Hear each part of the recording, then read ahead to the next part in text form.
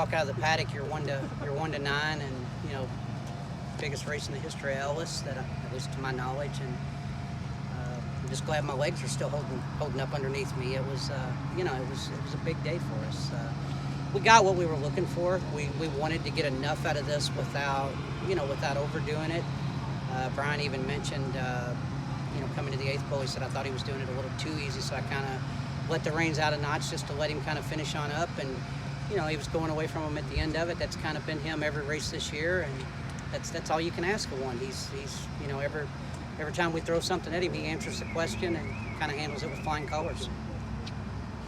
I think we got what we were looking for. We've got good timing between now and the big race, and we first and foremost we want to make sure that he comes out of the race okay. We're going to take care of him first, and the rest of it will kind of fall into place. But ideally, the timing will be good. We certainly didn't have to overexert ourselves today to get it done here, and it's the kind of race you want to.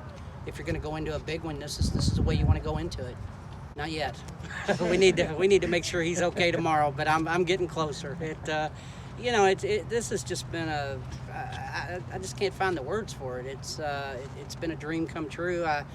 My daughter was here today and was able to share it with me, and now a lot of years of hard work and long days and tough beats. That's why you keep coming back. That's why you do it, to get an opportunity like this. I'm just glad we were able to make the most of it.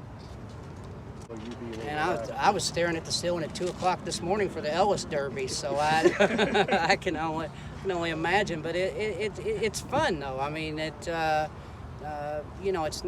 not so much that you're nervous. I have faith in my ability. I know, we know exactly where our horse is at. Everything that we've wanted him to do, he's done, and we're going into the race exactly the way we want to go into it. But just to be in this situation and to get this kind of an opportunity, and to have Bruce, to have him leave the horse with me, I mean, that's, what do you say? I mean, the guy's given me a chance of a lifetime here. I'm happy for them. I'm happy for us. They won their races in their home state, and I know yesterday was a big race for them. It meant a lot to them, just like today meant a lot to us. We've all got a lot of friends here at Ellis Park, and I think the second horse I'd ever trained in my life, my second start, was here at Ellis.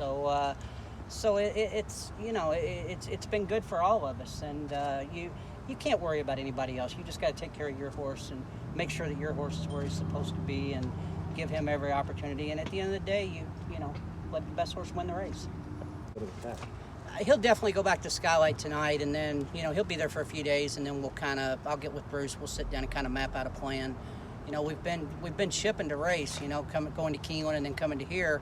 So after that last breeze at Churchill, we've always brought him back to Skylight for that week leading up to the race.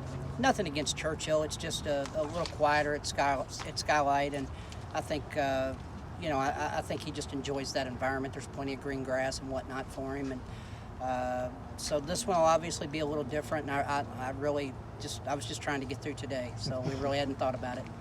He'd be pretty proud. He did this his entire life as well, and he